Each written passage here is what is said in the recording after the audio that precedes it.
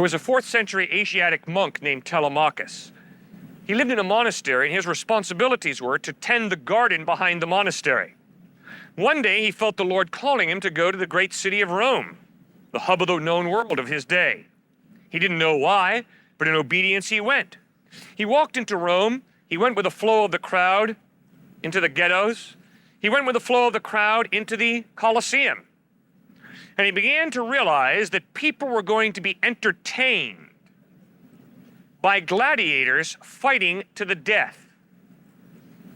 This little 4th century Asiatic monk, Telemachus, runs up and stands on the wall around the Colosseum and shouts out, "In the name of Christ, stop!" Well, nobody pays any attention to him. The gladiators continue to fight to the death. Little guy hops off the wall, runs down, hops into the middle, runs in between the 2 gladiators and says, "In the name of Christ, stop!"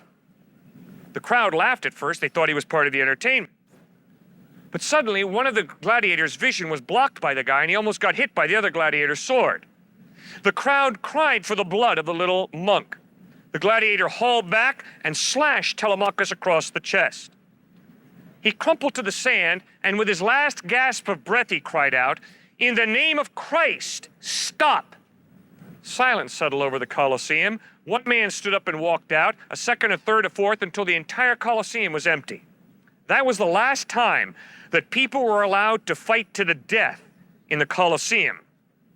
The lonely stand of that 4th century Asiatic monk brought to an abrupt halt gladiators fighting to the death for the entertainment of the crowd. Now, obviously, there were other forces at work politically. But that guy's lonely stand, because of his faith in Christ, people stopped slaughtering each other for the entertainment of the crowd, led to his death, but he stood there because of his faith in Jesus Christ. That's what faith in Christ is like. There are ethical implications. It's not always easy. Often it's difficult. I'm a coward. I don't like taking those kind of stands.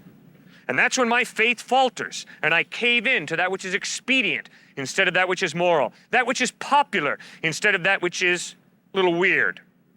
And yet when my faith is in Christ, and as it grows and deepens, it produces a courage that enables us to do what is right instead of what is easy or expedient.